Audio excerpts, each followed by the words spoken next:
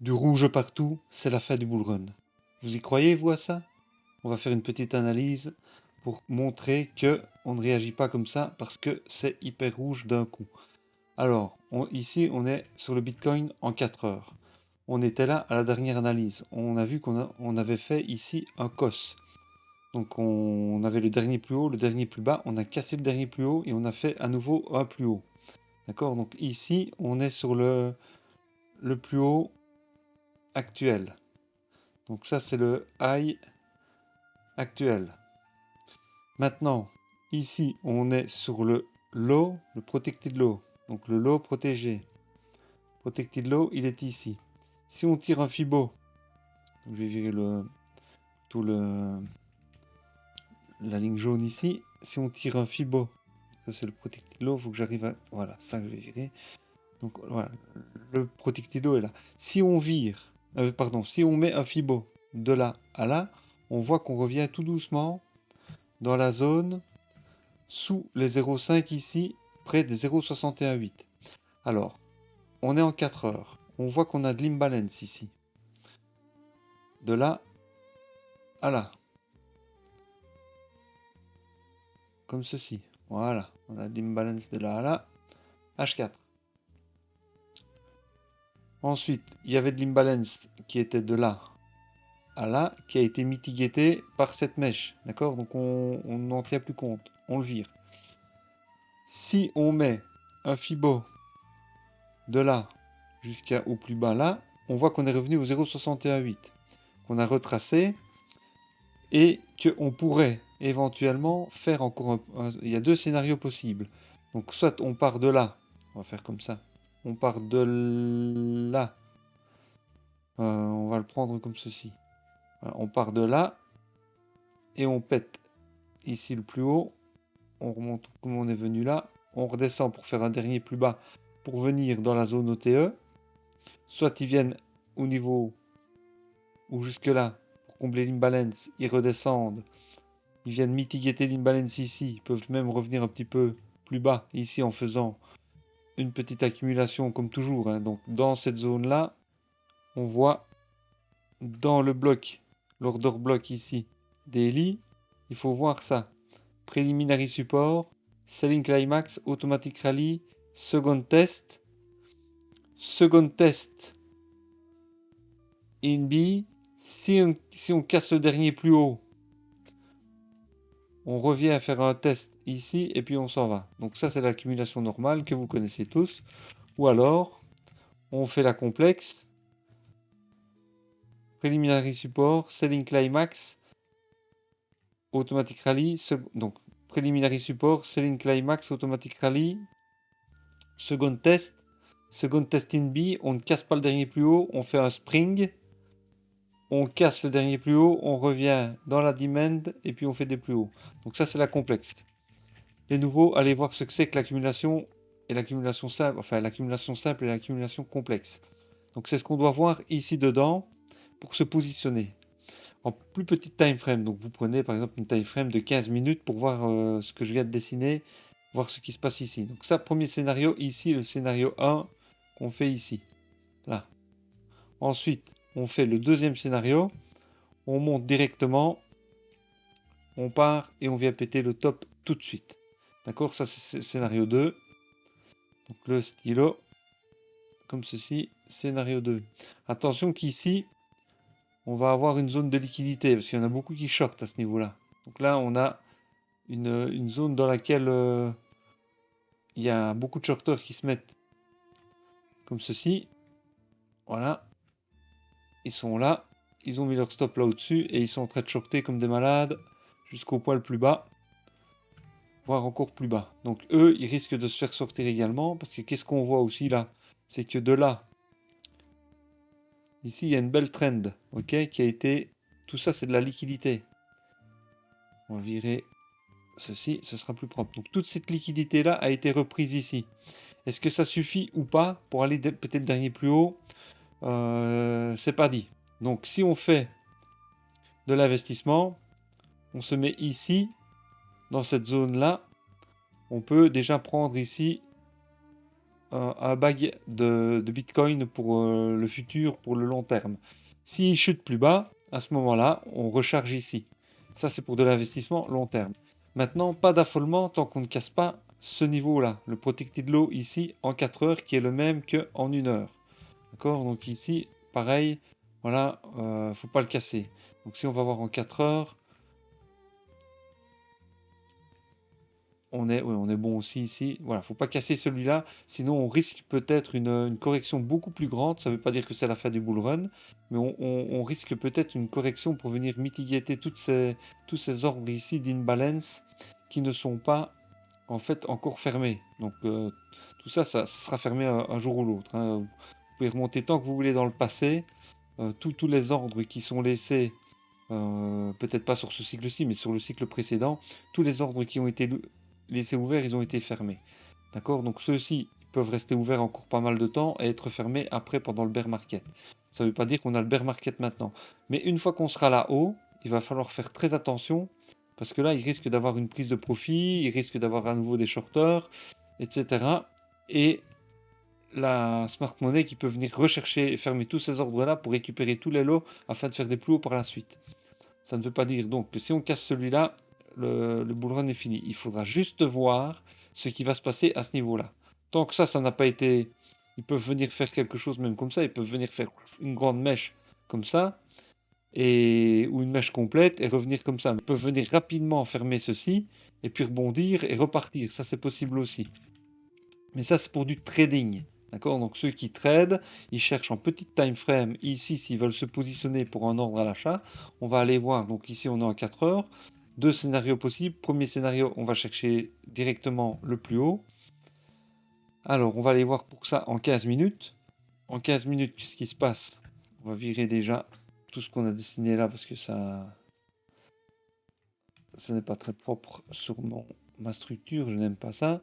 Donc ça, c'était la récupération de liquidité, la création de liquidité, récupération de liquidité. On va supprimer ça également. Ça, c'est la tendance générale. Et on a ici, en 15 minutes, on voit qu'il y a eu une accumulation, une création de liquidité qui n'est pas propre du tout. Donc ça, c'est pas une création de liquidité. Parce qu'à chaque fois, il l'a récupéré. Là, il y en a une toute petite. Là, il y en a une toute petite. Chaque fois, mais il faudrait descendre en 1 minute, hein. Regardez, si je descends en 1 minute, vous allez mieux comprendre. Voilà, on est là. Donc là, création de liquidité ici.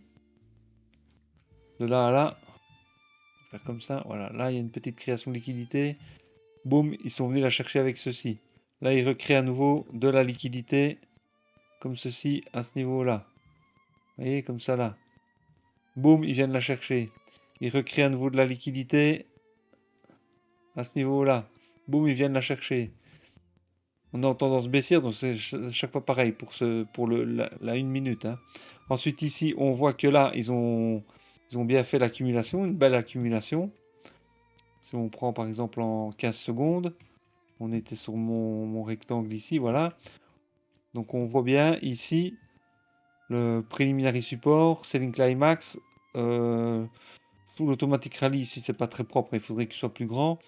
Boum, ils viennent rechercher toute la liquidité, ils remontent, ils viennent, ils cassent le dernier plus haut ici, et même le dernier plus haut là, c'est très faible, mais ils le cassent, regardez, ils le cassent ici, d'accord, ils le cassent avec la mèche ici, ils reviennent à 0,38 ici de Fibonacci à peu près,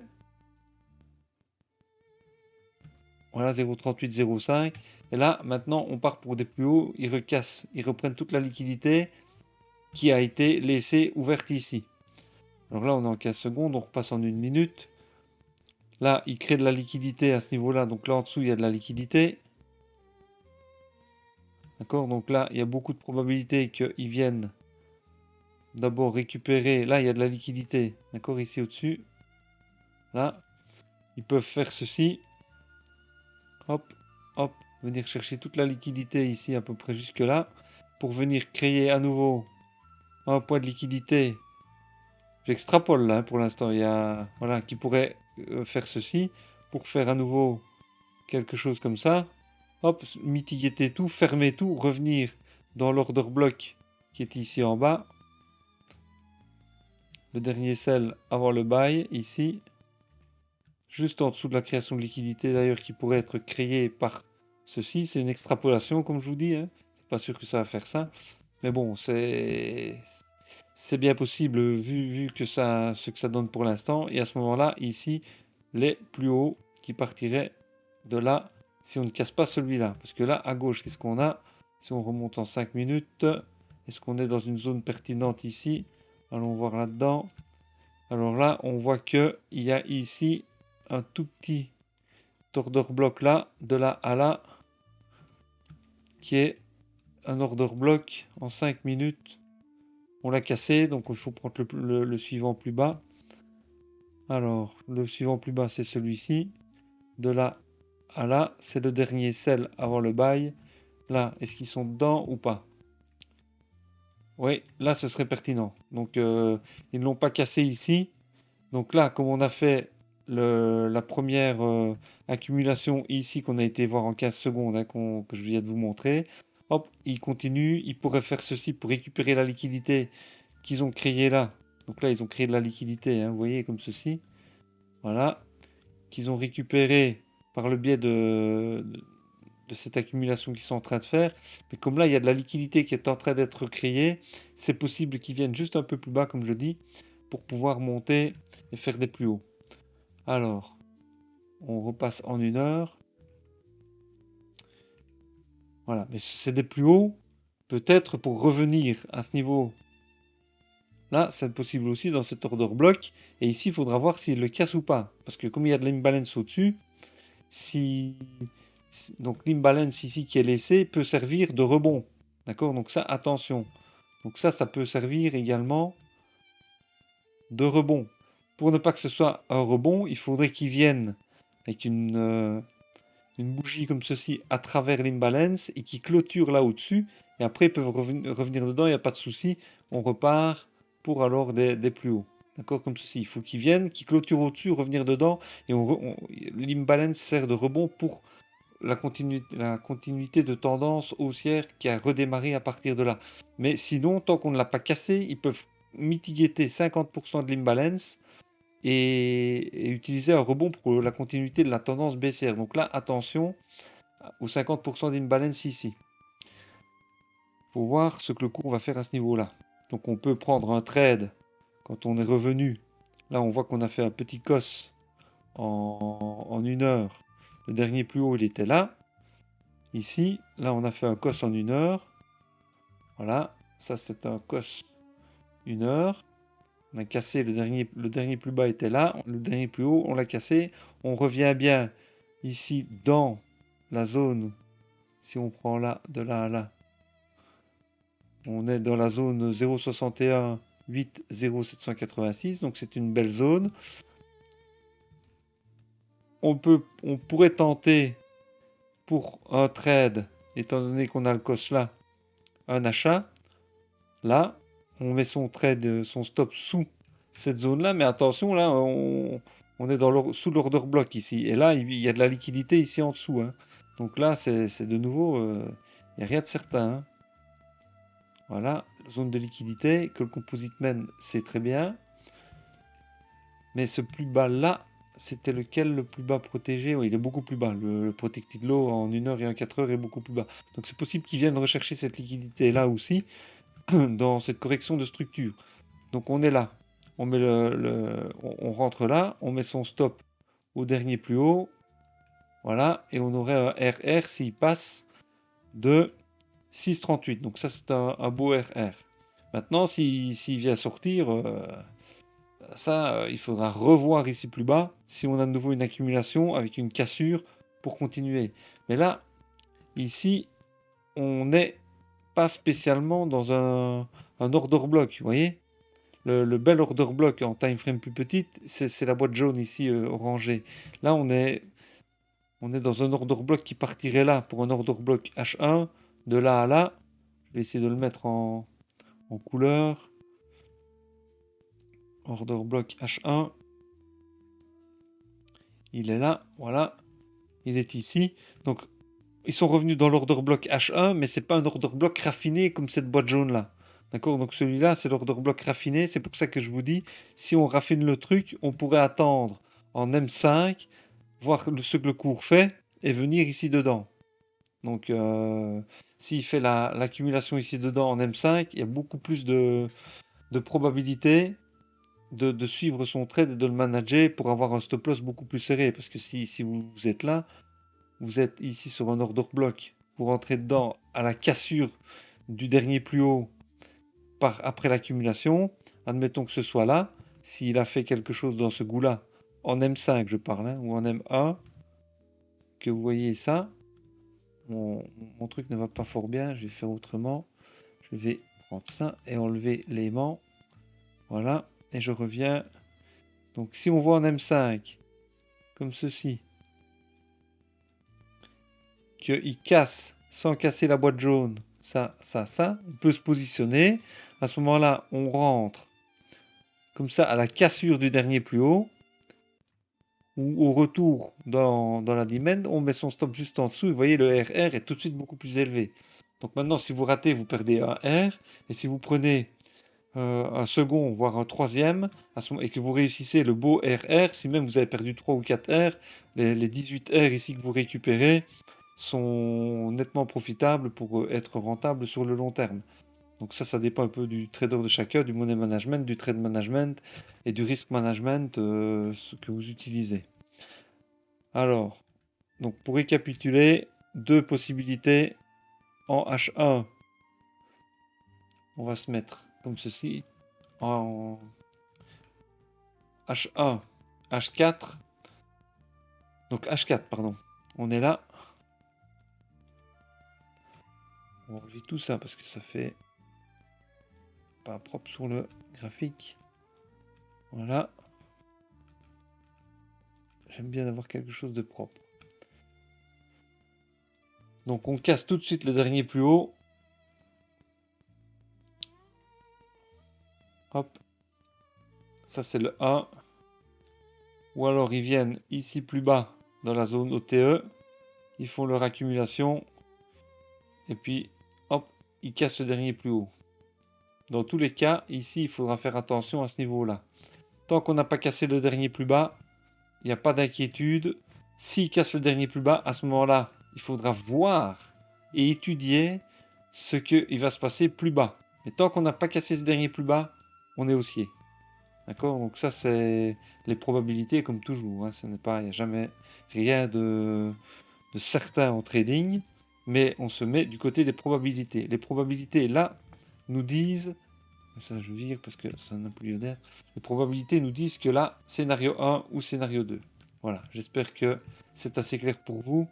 Pour les nouveaux, c'est peut-être, ça paraît peut-être extrêmement compliqué. Allez voir les vidéos de formation gratuite pour mieux comprendre tout ce que je viens d'expliquer là. Les anciens commencent à intégrer la chose. Et moi, je vous dis à très très bientôt. Ciao, ciao.